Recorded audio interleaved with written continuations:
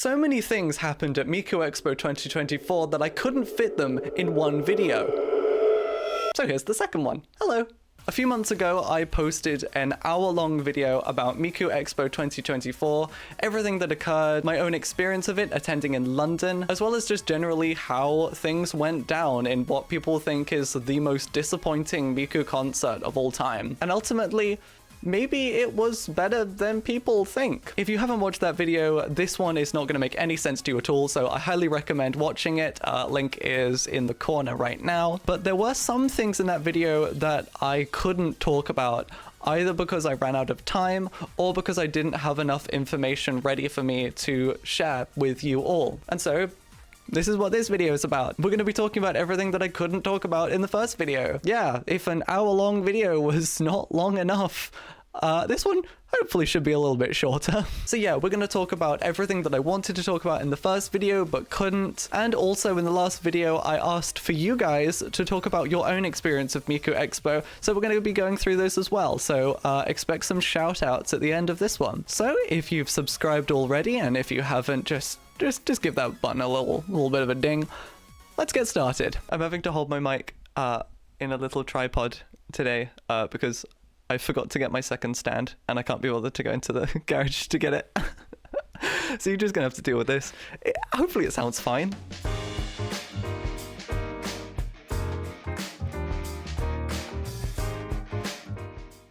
So ultimately, I'm not going to talk about every single thing that happened at MIKU Expo because that would be huge. Some people have made icebergs of the expo. Am I going to explain an iceberg really poorly?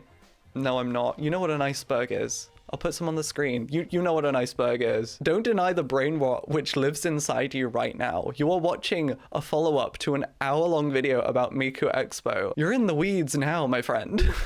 I did look at those to see if I could cover all of them, but half the things I just don't know because a lot of things that happened are sort of really minor things which occurred in an individual performance. And it's so minor that I would just be going through a whole bunch of really small things. I didn't think that would be fun for anyone. You know, I think every show had a small thing that occurred that when you were there, you can remember. Like in London, Len on a stick. Like everyone who went to London knows what Len on a stick is, but like anyone who didn't go probably doesn't, unless you were really in the weeds. So I didn't really want to talk about everything. I think there are some videos online that do go through some of those MIKU Expo icebergs, so I'm glad someone has. I didn't want to do that to myself, honestly. I didn't want to do that to myself. So these are just a few things that I really wanted to mention in the main video itself, but I just didn't find time, or I needed to do a little bit more research than I was able to, or had to ask around for some more resources about what went down, or I just couldn't like fit them in.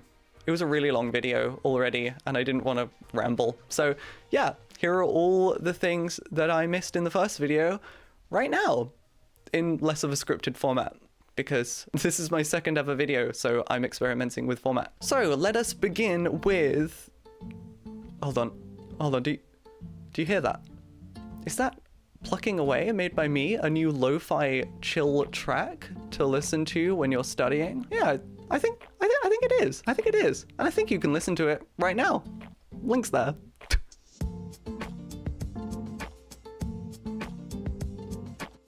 Coachella. During the North American tour, MIKU went to Coachella. This was early on in the tour. Coachella, if you don't know, is a music festival held in California, I believe. A lot of mainstream artists attend. I believe it's held over 2 weekends. It's like really big in like mainstream music. They try and attend Coachella whenever there's an expo just because there's already like a crew and it's already been set up. So it's just another show on the tour, just with a different set list and a different venue. So yeah, she performed on April 13th and 20th, 2024. I didn't really mention this in the main video because there really wasn't much to say. It was just another stop on the tour, but like the set list was shorter and a lot of people who went may not really be into Vocaloid. I heard that it was received really well though, so that's good at the very least. Normies don't hate us that much, hopefully. And of course, the LED screen was there. The LED screen was in full force. It looks pretty ugly. It doesn't look too bad, but it looks pretty ugly. Yeah, the set list was a little bit shorter for this show because I think they just had to go by whatever time slot the festival had. So there was 10 songs performed, which is a little bit shorter than a regular show. Mainly just all like the famous songs you know of and like normies might know as well. But one glaring omission, which I'm sure if they did now, they would be kicking themselves, is no Magical Cure Love Shot, because Magical Cure Love Shot was just a Expo winner at the time. They didn't really know how popular that song was gonna be. They were missing out. Also at this show, they sold exclusive Coachella merch. This exclusive merch looks ugly.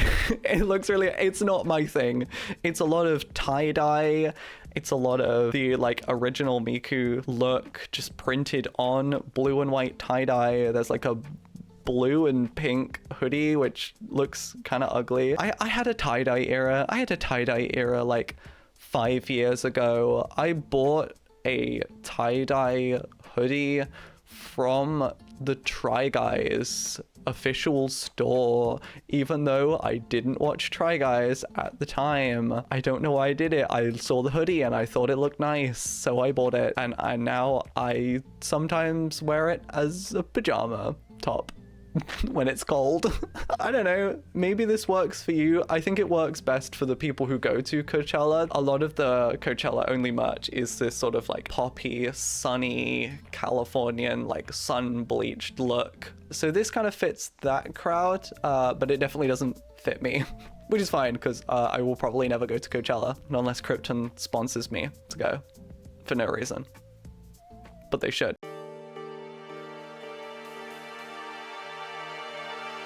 I know we think the expo was a car crash, but this is getting ridiculous. So I didn't put this in the main video because I was struggling to find sources, but thankfully someone was in the comments of my video who was there and witnessed it. Thanks to their accounts, as well as some others that I was able to pull from the dredges of Twitter, I was able to put together a little bit more information, so I will share that with you now. Fellow San Jose Voco Boomer here. I went to day 2 of the San Jose concert, and I remember seeing that car zooming by. This was like 10 to 15 minutes after security directed the back of the general admission line, where my friends and I were, to the line around the curb at a nearby hotel's parking lot. So on April 9th, MIKU Expo was in San Jose. I believe this was the first performance, might have been the second. Let me look. This was the second one. This is the second concert at San Jose. This was also the 4th show at NA, so opinions weren't positive at the time. There was a lot of backlash. At the time we're talking about, this was before the show started. It was still daylight. Everyone was queuing into the venue so that they could get their merch and take their seats or stand. I found a TikTok that was not happy about the organization of the crowd and the queue. 10 to 15 minutes after Rosalie was moved, a car collided at high speed into another and continued on smoking. No one was hurt, at least from what we know. No one who was attending the show was hurt. I did try to find actual like police information to see if there was like an incident report that was like publicly disclosed about this, but I just couldn't find anything. So all I really have to go off of is everyone's testimony and everyone who went to the show and what they've seen. Thankfully, no one was hurt,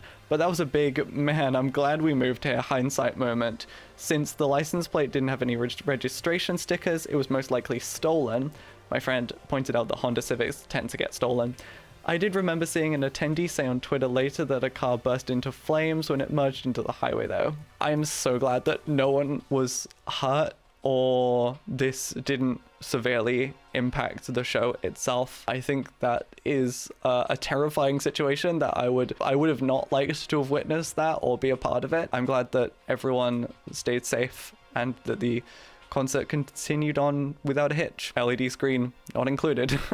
If you were on Twitter or TikTok at the time, you probably saw a lot of pictures of people holding up the license plate of the car that caused the incident. Thankfully, they're all smiling and they seem to all just sort of be taking it well. I think I would have been mortified. I think I would have been like, this day's a write-off. I'm going back home. Miku or no Miku, I'm not dealing with this right now. So yeah, I'm glad that no one was hurt. It sounds like a really stressful time, and the fact that there was just a car crash at what was already a car crash of a show. It's not funny though. It's not funny. I try to say that it's funny. I think a lot of people are joking about it, but if that happened to me, I would not want it. I would not want to be there. I would not want to be there at all. So yeah, thank you ever so much to Rosalie for leaving this comment. It actually helped out like a lot in finding out how everything happened and try and give as much information as possible on this. Hopefully it doesn't happen again in the future. And I'm glad you're doing okay. Let's move on.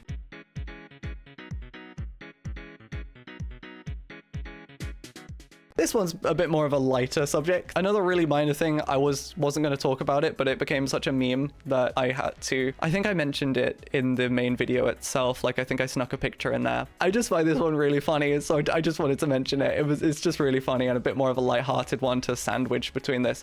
Oh yeah, the one after this is a bit serious. Sorry. So the San Jose performance had an unofficial after party. There was quite a few unofficial after parties at shows. I think there was one in London, but I didn't go. I really want to in the future though, so I'll keep my eyes out. But yeah, the one in San Jose was named Vocaloid. It was organized by Anna Clover, and it was at a venue named Fuse. The guest producers included Pico, Big Head, Hyperlock, and Cynthian, and famously, they had themed drinks. The themed drinks in question were the Miku Margarita, the Rin Sunrise, the Len Delight, the Luca Cosmo, the Miku Madra, and the Kaito Water, which, as it says, is a plain bottle of water. Not gonna lie, the Lenderlight sounds really nice. I think I might just make that myself. So the person who came up with these drinks came forward. It's quite obvious that the Kaito water is just for people who either can't or don't want to drink, but don't want to be left out of the fun of themed drinks. But it is really funny that it's just a bottle of water with Kaito's name on it. I don't even think it had Kaito's name on it. I think it was just a glass of water. The memes that came from it were legendary. It's really fun. A little bit more of a lighthearted one. To move swiftly on to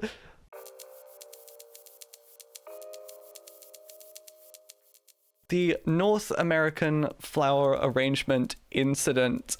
So this is a long one that I just couldn't find enough information for, and even now I really struggle to get the whole picture in. So I'm going to recount this as much as I know and as well as I know it, but if there's anything that I'm missing out or if there's anything that I don't get right, please say in the comments and I will pin a comment with all my corrections below. I'm at least like 70% confident that I'm getting this right, because I think it's quite a serious event that occurred that I really wanted to do justice for, and the fact that I wasn't able to meant that I just had to cut it. So here it is. It's tradition for a lot of people at shows to tour alongside the concert so that you're able to attend every single show or as many as you can. This is a tradition both for like Western pop artists as well as Eastern shows. It's also tradition, but less so in the West, to sell doujin merch at an event. Doujin merch, if you don't know, is any unofficial merch, am I right? Fan-produced unofficial merch that fans have made themselves, and if they are selling it for money, which they rarely do, it's just to offset the cost of producing them. Say if it is a book or some badges or things, if they cost money to produce, then whatever you pay is just offsetting the cost of it. I have a few hardback doujins that I've bought over the years. What I pay for it is just the cost of producing the hardback and sending it to me. That's only if they are actually sold for money, which they rarely are. Think about Swifties sharing bracelets at Era's shows. Those are technically Dojin merch that you're sort of sharing around and giving. The little sticker that I got, there was a lot of people giving away bracelets at the London show as well. So yeah, this is quite a known tradition. And both traditions of following the expo as well as sharing Dojin merch was something that Kasai did for North America. In retelling this, I'm going to call them Kasai, as that's what they're named in their Blue Sky account, just as a heads up. So yeah, Kasai followed the expo the entire way. I think they were able to attend every single show. I might be wrong, there might be a few that they missed, but they were there from the beginning to the end. That I know. They posted photos on their Twitter quite frequently through each of them. And when they started following the show, they were also handing out Dojin merch. It's important to know that they were handing them out. They weren't selling them, so no money was being exchanged. They also planned to welcome each show with an Owai Hana, which from what I know is like a standee and a flower arrangement set up just outside the venue. So yeah, Kasai commissioned some art as well as ordered some flowers to be arranged in front of the venue while everyone queued. From what I know, Kasai isn't native to North America. I think they're from Japan. I heard someone say they're from China, but I don't know. So if someone knows, let me know. However, their hope to welcome in the show was cut short at the very first performance by the organizers themselves. So the first show in NA, just to remind you, was in Vancouver. I'm going to be taking this summary from Kasai's own Twitter thread. I'm not going to be saying it word for word though, just because their English can make it a little difficult to follow, but I'll have the images of the thread verbatim up on screen if you want to follow exactly what Kasai said. So Kasai received approval for their Owai Hana from a member of the expo organization named Tyler, both in email and apparently in person, so the Owai Hana went ahead. Kasai arrived to set up in the morning, but by around 11 a.m, some of the staff were approaching them, checking their items and asking questions about what all the boxes were and what they were doing. Kasai says that the people who approached them were tour staff. They could also have been venue security, but needless to say, there were people organizing the show. The staff asked Kasai what permission they had, to which they informed them of their connection and permission. The staff accepted the email permission, despite apparently not knowing who Tyler was.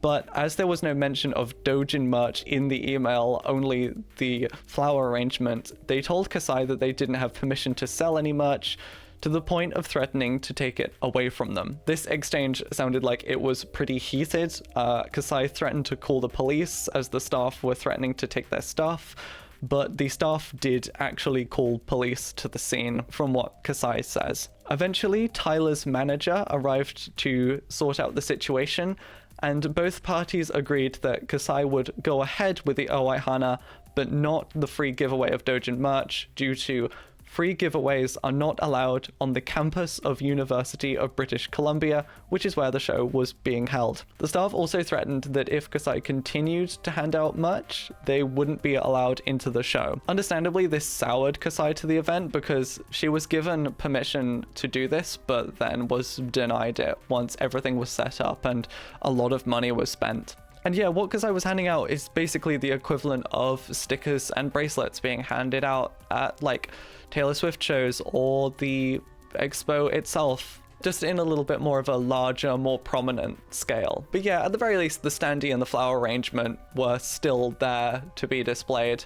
Until it was stolen. Yeah, the fan-made standee that was commissioned, illustrated, and produced by fans was stolen. I don't think it was ever given back either. I couldn't see any posts saying that it was. So either it was taken by the organizers themselves, or it was from someone else, just a random person just took it, which is horrible. And honestly, pairing this with the disappointment that everyone felt of the actual show itself is just terrible. It just sucks. Kasai also made some smaller standees, I think, to put on a table.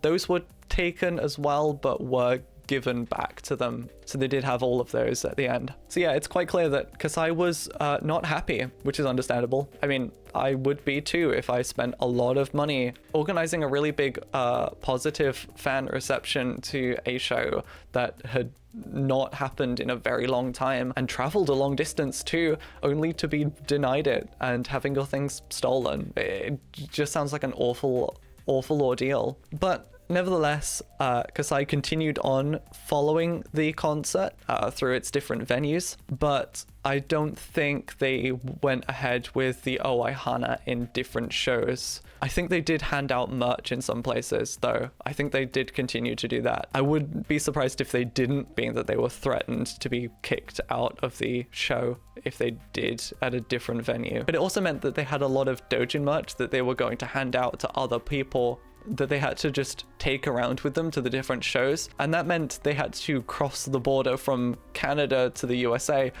with all this stuff. That turned out to be a problem, as the US Customs saw all the Dojin merch as commercial and they weren't allowed to bring them in with their suitcase.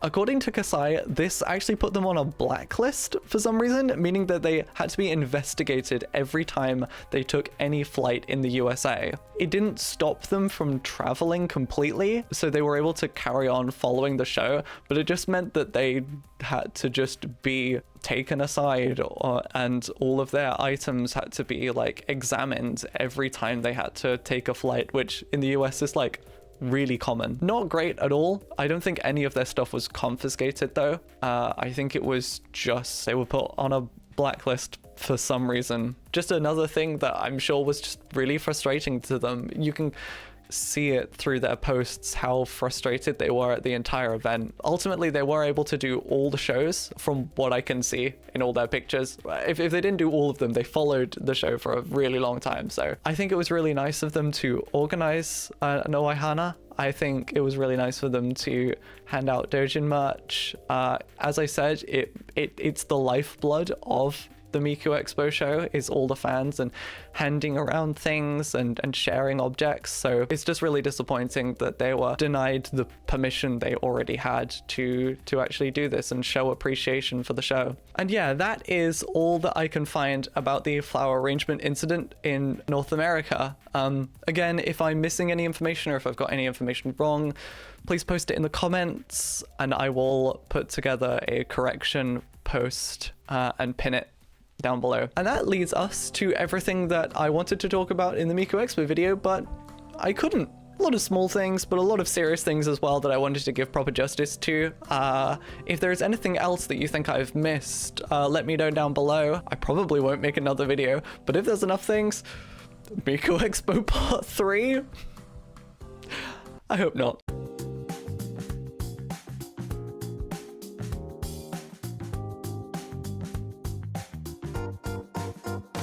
Comments time. Moonstar2314. I went to the Detroit concert. Didn't get an official glow stick, but got away with the third one I had brought prior to the concert, despite them not wanting them there. Even with all the controversy of the NA tour, I had a blast. Going to a MIKU concert was a dream I had had ever since I started listening to Vocaloid music, and it finally came true with attending MIKU Expo last year. Let's hope that they learn from their lessons from this for the next MIKU Expo tour. I completely agree. They definitely were really lax about the third-party glow sticks. I don't know if this was the case for all MIKU Expos in the past, but I think it was really good that they officially struck that rule off for the European and New Zealand and Australia tour, because I don't think anyone was really adhering to it anyway. It did lead to some great footage though, as I went through every single official website and saw the same rule again and again and again. It's kind of sad to see it go, but I definitely agree that it's probably for the best that it's just any glow stick within reason. So it's great that you were able to bring in a third party one, because they were expensive and very hard to get. I have always wanted to go to a MIKU concert ever since first listening to them, which in relative terms wasn't that long ago. It was only like 5-6 years ago, but I've always wanted to ever since my partner went to London in 2020. I think it was worth it just for that alone, and I'm glad you felt the same way. Twisters. I went to the Newark, New Jersey concert. Me and my sister went there. I'm a very big Vocaloid fan, but my sister, who's older than me, barely knows much about Miku/Vocaloid. Despite that, we both went anyway. My own personal experience wasn't all that bad, actually. I had tons of fun. As much as I wish they did use the holograms instead of the LED, regardless, it was so surreal and magical being in a concert and being surrounded by people who love Vocaloid as much as me. It was kind of underwhelming that we didn't get any light sticks / any merch. Plus, anyways, they were expensive as hell, so we didn't get any. Should have pre-ordered. But it didn't ruin the experience, lol. I think everyone ultimately felt that it was fun after the hurdle of, like, the shock and disappointment. I think that's kind of the conclusion that I led to in my original video. I think it would be lovely if they did, but I think the concert itself sort of made up for it anyway. And yeah, being surrounded by everyone who loves Vocaloid as much as you do is just a magical experience in itself. Honestly. Mikey, I went to the London one. Yay! Another London attendee. I got there at like 2 p.m. and when I saw the merch queue, I was like, oh my god, I'm not doing that. We were in there. We were in the pit. You would have witnessed me in the trenches. So me and my dad spent all the time queuing as we had standing tickets. I also didn't really mind the LED screen in the end, but at some points it was so hard to see the screen due to people in front of me, so I had to jump every second near the end. I had the same thing as well, and I'm like not sure. There was a lot of tall wigs ahead of me.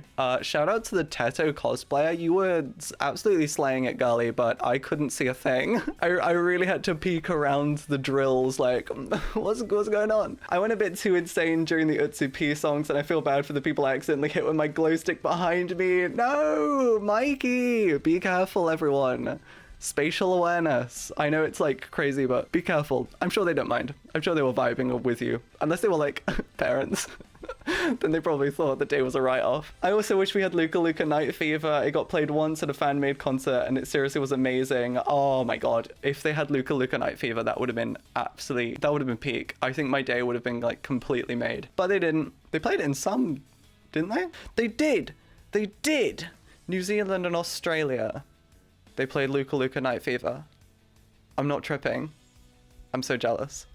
Cloy! Portland Miku Expo goer here. I had front row seats very far to the side. This is important. Then was unexpectedly reassigned seats about 5 rows back, with the reason given that my seats were out of view of the hologram / screen.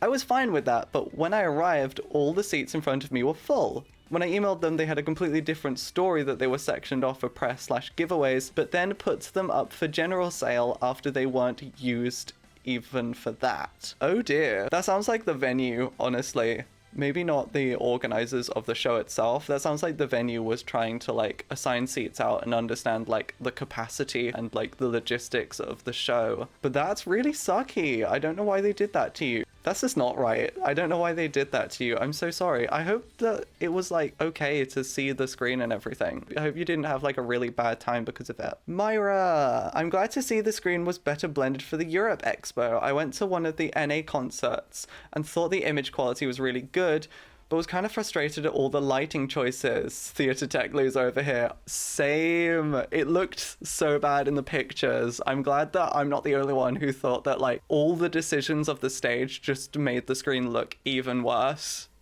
I'm glad that they really fixed that for the European show. Missed out on the glow sticks too, but at least got a couple of items to add to the Kaito shrine. Oh my god, Pixar didn't happen. I love seeing people's Vocaloid shrines. Put them in the oh no wait, you can't share images in the send them to me on Blue Sky.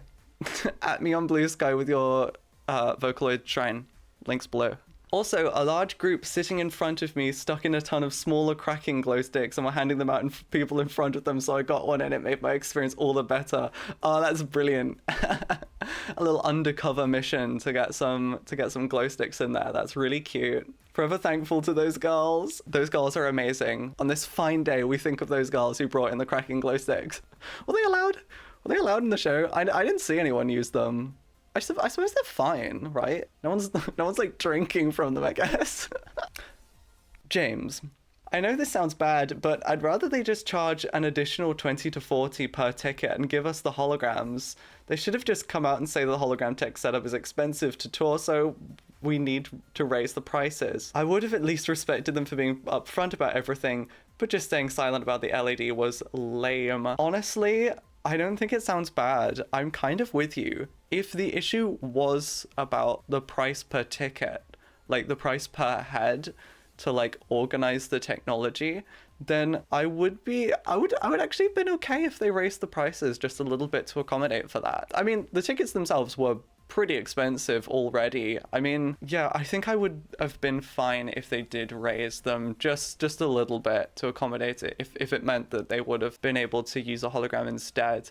I personally don't think that was the reason though. I think it was just the sheer like frequency of concerts and the speed that they had to move and travel between different venues, which caused them to have to use maybe a quicker alternative to like set up and take down. Yeah, but of course we don't know. It could be anything. So yeah, if it was due to price, I mean, I don't want to say make your tickets more expensive. Don't do that. But like if you have to for a better experience, then it's a difficult one. But no, I totally agree with you. Chompinator! Oh my god, Chompinator's sent the f***ing Odyssey over here. This is a long ass paragraph. I had a great time at my MIKU Expo. As someone who mainly just cares about getting to hear the music, I didn't want any merch. I also think this MIKU Expo was horribly run and unfair to the fans. Big mood. The penlight rule is really funny to me because no other Vocaloid concert has rules like this. It's mostly just nothing too bright or large, which is like normal. Yeah, I'm glad that they adjusted that later on to make it basically that rule, because official glow sticks only was... That must be a hassle to do, like, logistically. Like, you have to, like, look at everyone in the venue and just make sure that they have an official glow stick. Who's doing that? I don't think anyone's doing that.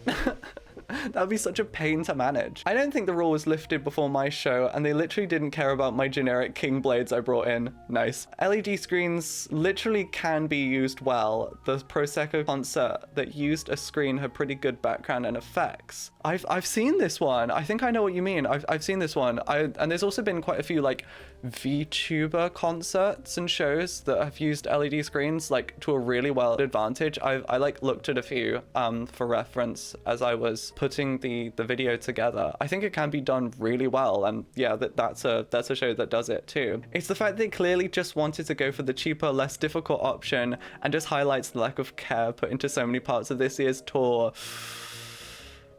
I was kind of upset Europe got Shinjinri and NA didn't, because I personally like Shinjinri. It's a great song. Tensai Rock's really good though, but I hear people complaining about how there weren't enough classics and they didn't know any of the songs, and it baffles me because, yeah, no artist would perform a concert comprised of mostly pretty old songs. They would perform both old and new songs. Voco boomers. I completely get you though. There was a lot of comments about like the balance between new and old songs, and there was quite a few songs that I think a lot of people didn't know. In terms of the North American leg, I did have a look, and most of the songs that comprised like the first few bits, the setlist changed like 3 times between the NA shows, and a lot of those were because they were Expo contest winners, which is why a lot of people hadn't heard them, because they were really only played at like prior expos of like 2017 and things like that. 2018, sorry. So there was a lot of songs that people didn't know, but also, yeah, there was quite a few new ones, as well as legacy songs. I think legacy songs are really important for MIKU Expo, because like this is like the only concert that people get to see, and of course like it's important to hear like the classics, you know, the ones that everyone knows. I think is an important thing to do, but also like, yeah, you want to have a nice balance of new songs as well to really balance it out. So yeah, it's a difficult one. I did hear a lot of people complaining that there wasn't enough old songs, but I also think that it's important in the V-Synth community to talk about new songs as well, not just consider V-Synth to be songs that are more than 5 years old. It's a difficult one. I think that the set lists in the European and New Zealand and Australia shows, I think got the balance a little bit better. I think there was more songs that everyone knew, or at least enjoyed. Not that I'm saying that the setlist winners having a bit of a reprieve wasn't unwarranted or wasn't necessary. I think it was really nice that they did that, but I think it did lead to a lot of people not knowing what songs were being performed. I also agree that this concert was quite possibly the first time in a while I've enjoyed Miku by Anna Managuchi. Oh my goodness. So I don't even know if I need to talk about the set lists anymore. You've basically covered it. Like, I've basically covered all my points in just this comment. I don't like Miku by Anna Managuchi. I don't like Miku by Anna Managuchi. I think it's a great song. I think it's a well-produced song, but I also think it's giving, you know, when like a local newspaper has to explain Miku to like 50-year-olds. I don't know, it gives me that kind of vibe. It gives me that sort of like, we're gonna sit you down and we're gonna explain to you what Miku is. Ooh, Miku isn't a real performer. It kind of is giving that. The definition in the beginning of the music video also, there's no other way to say that, it makes me cringe. Oh my goodness me. Am I gonna get flayed alive with it? It's like a 10-year-old song. I'm sure it's fine. It's not in my playlist. If it comes on, I'm listening to it, like, fine. And I think for a concert and for a show, I think it's a great opener. I also think it was probably a good idea to put it in Fortnite as well. Shout out to that. But yeah, it's not a song that's in my general like playlist rotation. I think there are other better songs to introduce people to Miku with, like World Is Mine, or I find Rolling Girl to be a great song to introduce people to, because it's such an upbeat banger. But yeah, I think there are so much better songs to introduce people to, but for a concert opener, I think it works really well, and that's kind of what it was designed for. That's kind of what the song was designed for, which it was to open, or at least be a part of Miku concerts. So it does that really well. So yeah, I don't hate it, but I'm definitely not a fan of it. I'm definitely not a fan of it, and I completely agree that the MIKU Expo was like one of the few times where I actually like really enjoyed it, like really enjoyed listening to it. Choreo was amazing. I can't find fault in a set list that has Hyper Reality Show and Unknown Mother Goose. Yeah, exactly. If it's got those in, you're set. Everything else is just nitpicking. Wow, that was a long comment that really brought everything out. Ellie, or Eli.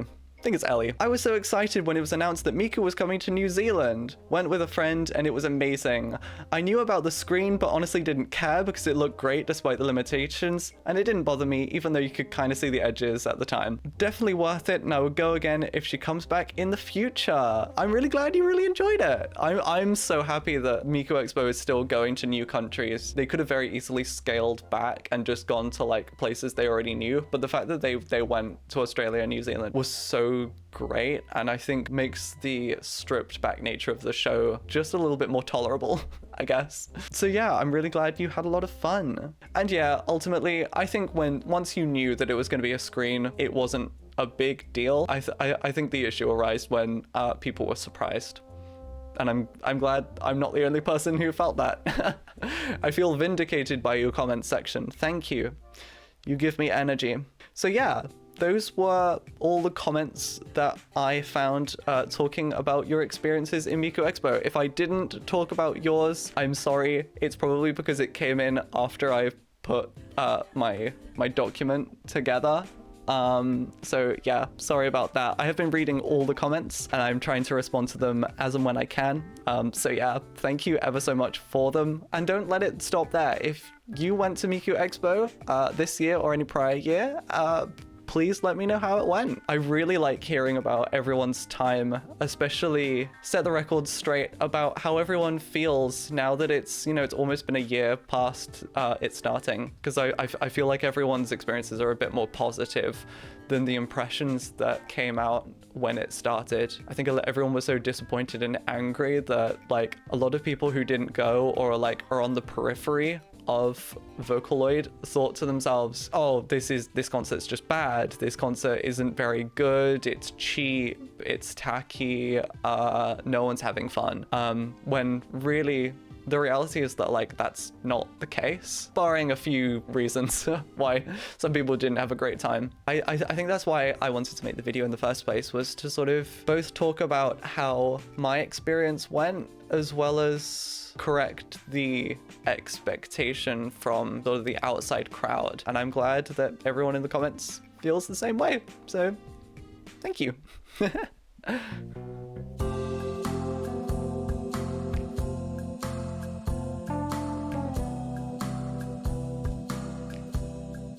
Thank you all ever so much for liking the original video, and I hope you enjoyed this one. As I said, the MIKU Expo video was really fun to make and to put together. I had a really fun time in organizing it. It was one of the longest videos I've ever made, and is technically kind of the first video in this format I've ever produced. So seeing everyone really enjoying it, it got way more views than I expected it to. I thought it would get to like 500 and then just sort of sit there for a bit, but no, it blasted past 2K views, which I know in like the context of all of YouTube isn't that much, but for like the first video I've ever made in this style is like really big, actually. So I'm glad everyone's enjoying it. If there's anything anyone wants me to talk about Vocaloid or things like that, please leave it in the comments below. I have quite a few ideas still that I'm working on right now. I've got 2 videos in flight. I don't know which one will be out first, but I'm in the research phase for 2 videos already. Look forward to that. One of them is about Vocaloid, the other one really isn't. So yeah, if you want to see what those are all about, please subscribe. I really appreciate it. It really motivates me to make more of these. And yeah, if you press the bell, the little bell, it will inform you when a new video is made. Hopefully not in more than a month, though. Probably will be more than a month. I just do these in my spare time. Oh my god, I also want to talk about, there's been a lot of buzz about this little guy. Not them. I need to take them away.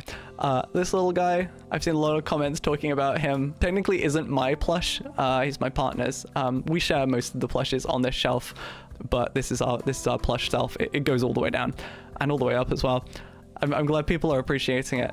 If you can, without Google reverse image search, we're going to work on the honor code for this one, but if you know who each of these plushes are on the shelf, let me know in the comments, and if you get them right, you, a gentle person, will win the internet for the day. Yeah, thank you all ever so much for watching this follow-up of the MIKU Expo video. I hope you are looking forward to more. Bye bye.